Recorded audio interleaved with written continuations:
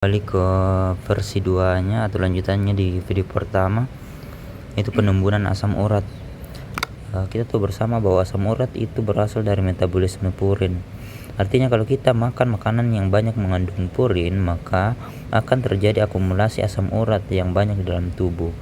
Kalau ekskresi asam uratnya tidak bagus melalui ginjal untuk dikeluarkan dari melalui urin, maka dia bisa menumpuk dalam tubuh, dan salah satu tempatnya itu di sendi misalnya. Maka kita lihat di sini banyak kayak substansi warna putih. Nah, itu asam urat yang menumpuk. Asam urat ini kalau kita lihat di mikroskop, dia itu morfologinya kayak daun pinus, daun cemara yang tajam-tajam. Nah, itulah kenapa dia bisa menyebabkan nyeri, karena struktur morfologisnya memang tajam-tajam. Kemudian kita masuk ke hemoroid. Hemoroid itu sebenarnya ada dua. Kalau hemoroidnya di luar atau di luar, ada hemoroid di luar, ada hemoroid di dalam. Apa perbedaannya?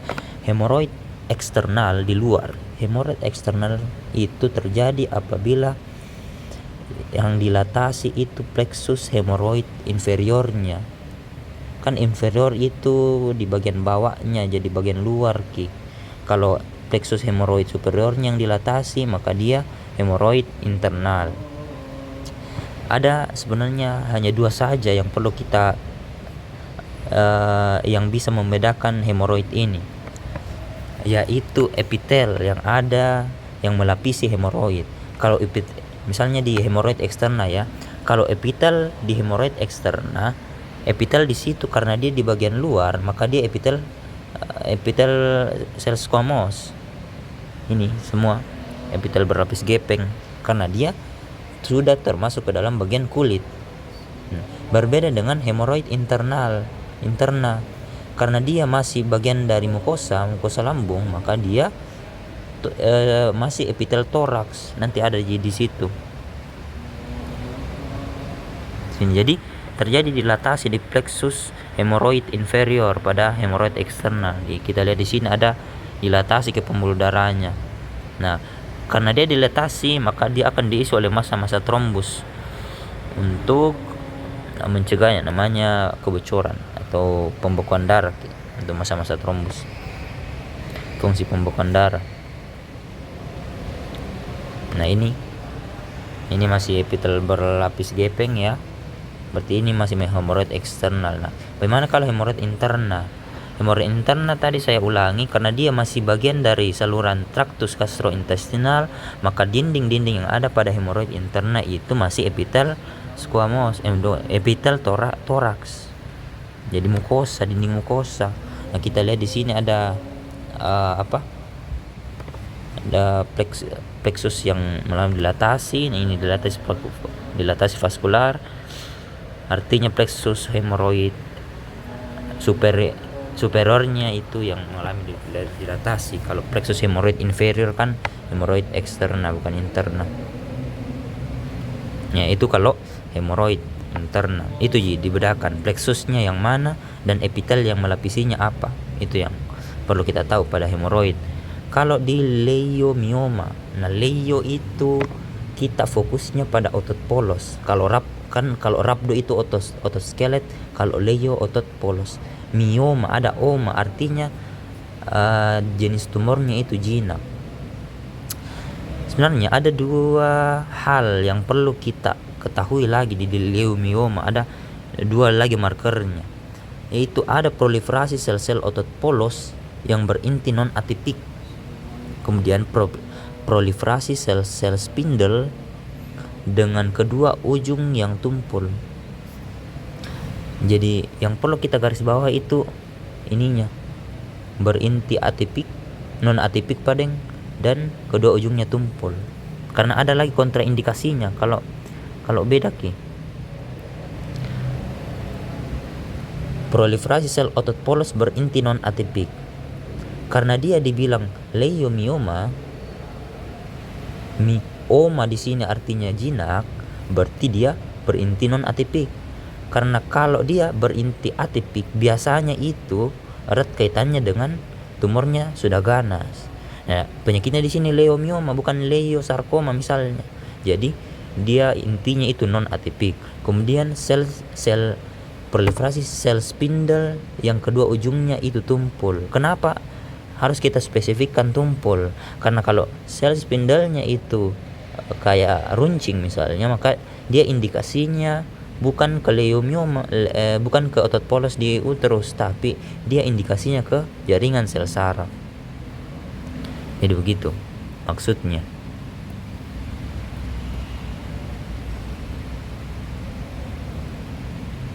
Kalau orang ini, kalau orang awam dia bilang myong.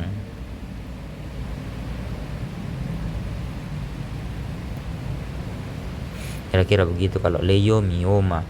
Nah, leiomioma kita juga pernah pelajari bahwa kalau tumor, perbedaan antara tumor jinak dengan tumor ganas itu lokalisasinya. Kalau tumor ganas itu kita sudah tidak bisa bedakan mana batas-batas jelasnya, mana yang sudah terjangkit tumor ganas, mana yang belum. Kalau tumornya masih jinak, kita masih bisa bedakan mana yang termasuk ke sel-sel yang sudah tumor, mana sel-sel normal. Kenapa bisa begitu? Karena dia ada kapsul. Nah, di sini. Jadi dokter-dokter yang melakukan biopsi itu mudah pada leiomioma karena masih ada kapsulnya. Ingat lagi, kapsul lokal batasnya masih jelas, maka dia tumornya itu jinak. Mioma, ada omanya. Leiomioma uter. Nah, ini tadi saya bilang proliferasi sel-sel spindle dengan kedua ujung tumpul. Ini ada tumpul toh. Karena kalau dia runcing, maka dia merujuknya ke sel-sel saraf. Kira-kira begitu maksudnya. Itu kalau leiomioma. Kemudian kita masuk ke benign prostate hyperplasia. Kalau ada kata-kata benign itu masih jinak, benign. Ini benign masih jinak. Hiperplasia artinya yang pernah kita pelajari di materi adaptasi, artinya ukuran selnya sama tapi jumlahnya yang bertambah.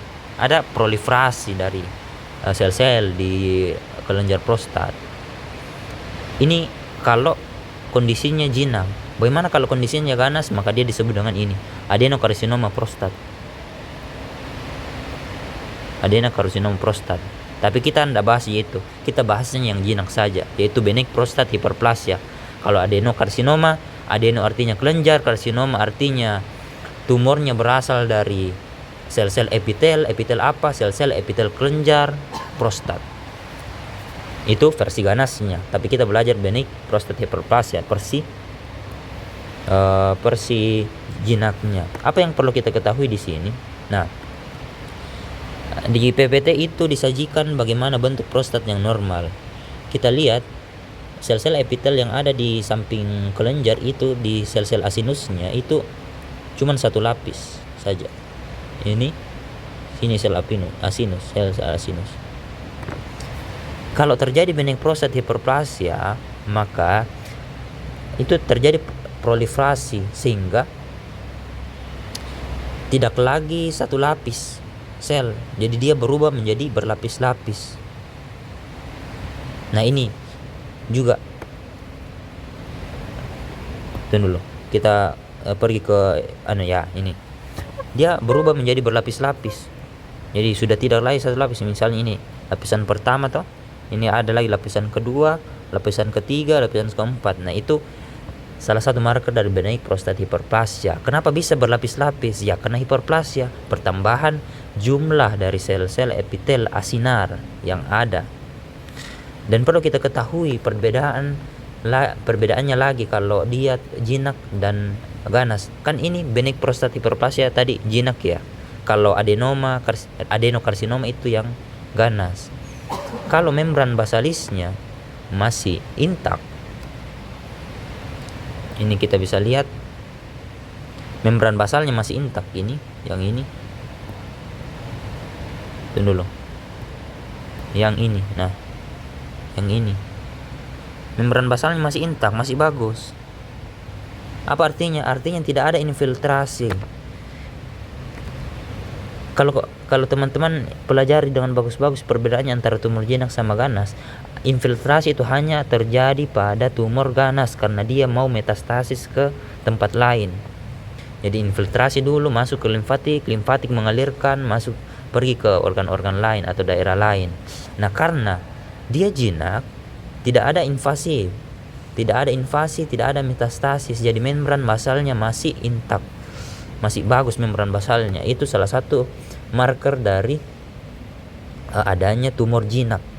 Masih jinak, masih ndak nakal, membran basalnya masih bagus, dan karena dia hiperplasia maka terjadi proliferasi atau penambahan jumlah dari sel-sel asinar yang ada di kelenjar, di prostat. Kira-kira begitu. Kemudian kita masuk ke fibroadenoma mamma. Fibroadenoma mamma ini terjadi di kelenjar mamma, dan yang perlu kita ketahui juga ini ada 3 sebenarnya. Jadi kelenjar mamma itu ada 2 jenisnya, ada perikanalikuler, ada intrakanalikuler. Kalau penjelasannya dokter itu P dan I. P itu ada lumennya, maksudnya ada lumennya, itu ada isi-isinya di sini toh P. Kalau I itu tidak ada isi-isinya. Nah, berarti ini yang termasuk perikanalikuler karena ada isi-isinya, ada lumennya. Yang tidak ada lumennya atau kurang, ini namanya intrakanalikuler. Itu yang perlu kita ketahui. Kalau kita sudah lihat ada stroma di sini, karena stroma normalnya begini, warnanya itu pink bagus. Tapi kalau stromanya berada di dekatnya intrakanalikuler, warnanya pucat, itu namanya stroma fibromyxoid. Nah, inilah yang bisa menjadi marker dari fibroadenoma. Ada myxoid, jaringan myxoid di situ, kumpul dari stroma dan fibroadenoma. Fibro bisa juga disebut stroma myxoid. Nah, ini stroma myxoid yang ini, kemudian ini intrakanalikuler, baru ada perikanalikuler. Maka itulah disebut dengan fibroadenoma mamma. Jadi kita pelajari saja marker-markernya, bukan bagaimana keluhan-keluhannya ini. Kita pelajari markernya saja. Nah, markernya tadi ini proliferasi kelenjar mamma sama myxomatous fibromyxoid. Fibromyxoid kita dapat di intrakanalikuler tadi, fibromyxoid.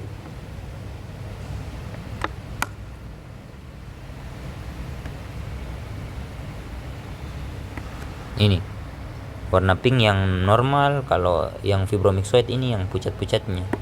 Ini pucat-pucat. Nah, ini fibromyxoid. Kita lanjut ke invasive karsinoma mamma. Nah, ini saya sudah jelaskan tadi, invasif itu erat kaitannya dengan tumor ganas.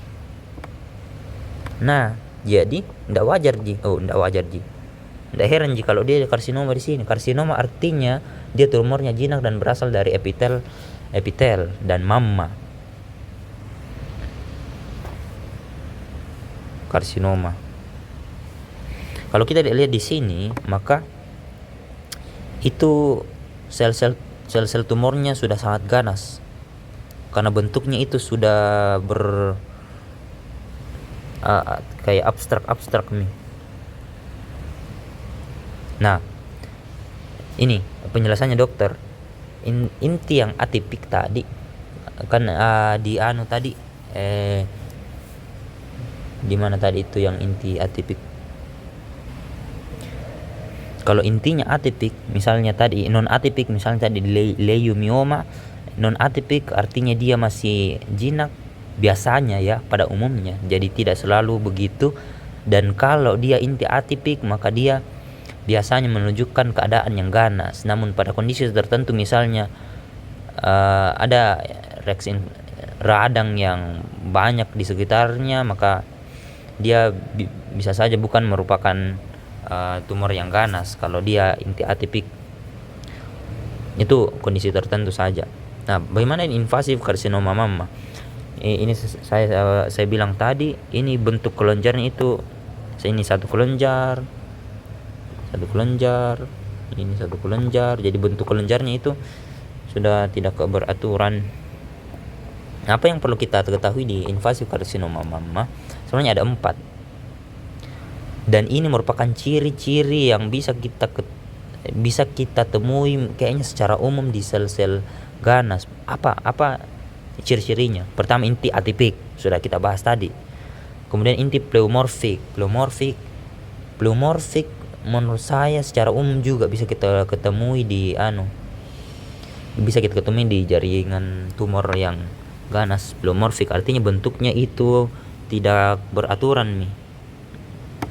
Ada yang silinder, ada yang bulat, ada yang bagaimana. Kemudian hiperkromatik, jadi ada terjadi kromatinnya itu terkondensasi, jadi warnanya semakin gelap, hiperkromatik.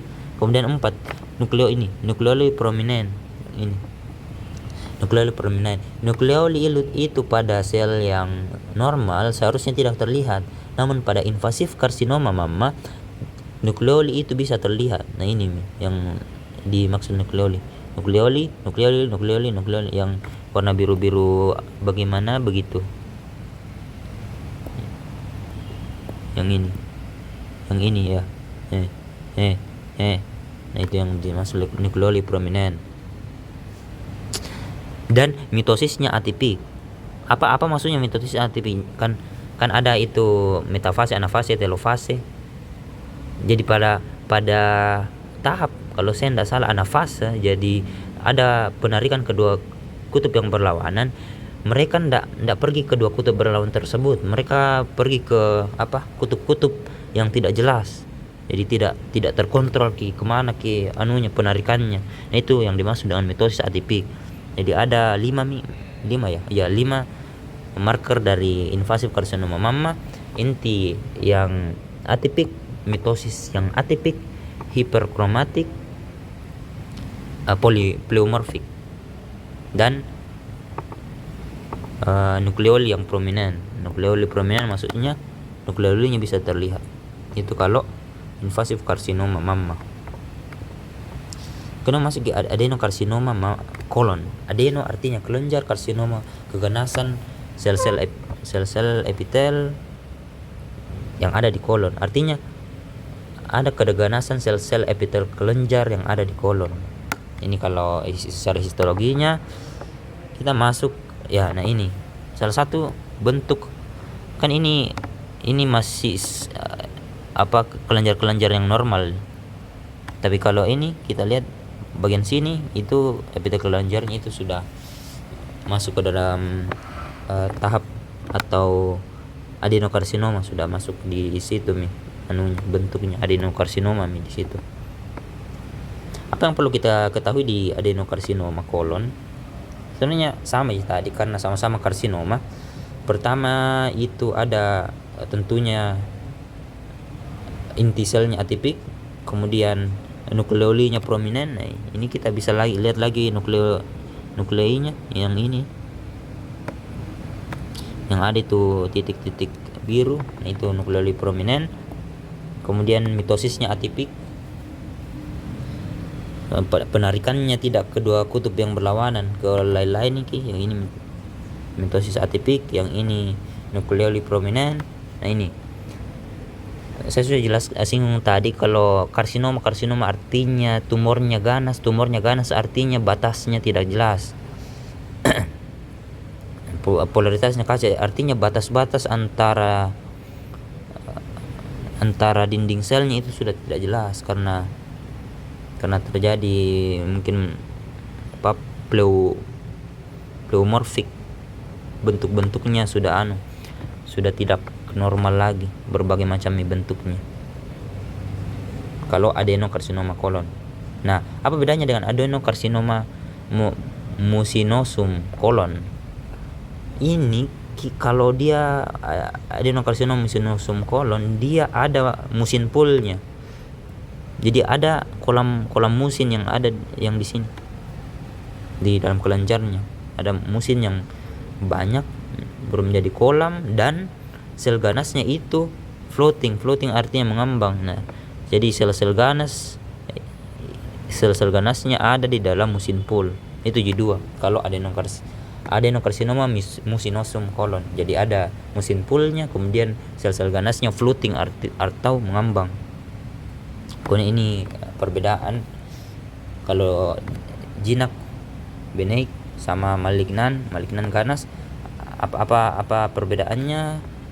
Dari segi diferensiasi artinya bagaimana kemiripan ciri-ciri dari jaringan asalnya. Jadi kalau dia masih jinak, dia diferensiasi masih bagus, artinya ciri-cirinya dengan jaringan asalnya itu masih erat, masih mirip.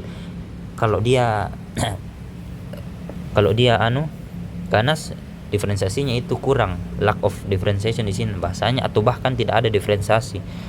Kita sudah belajar kalau tidak ada diferensiasi kan namanya anaplasia. Kemudian pertumbuhannya, kalau dia jinak, pertumbuhannya itu lambat. Kalau dia ganas, pertumbuhannya itu cepat sekali mitotiknya. Kalau lokal invasi, nah tadi invasi di jaringan kalau dia jinak, tumor jinak, maka ini tidak ada invasi, tidak ada infiltrasi, jadi membran basalnya masih intak, masih bagus. Kalau di tumor ganas itu ada infiltrasi padeng. Metastasis bagaimana perpindahannya? Tidak ada kalau di tumor jinak. Kalau itu di tumor ganas itu ada perpindahan. Ini berkaitan dengan invasi dengan metastasis, karena dia invasi dulu baru bisa metastasis. Itu mungkin yang sempat saya jelaskan. Assalamualaikum warahmatullahi wabarakatuh.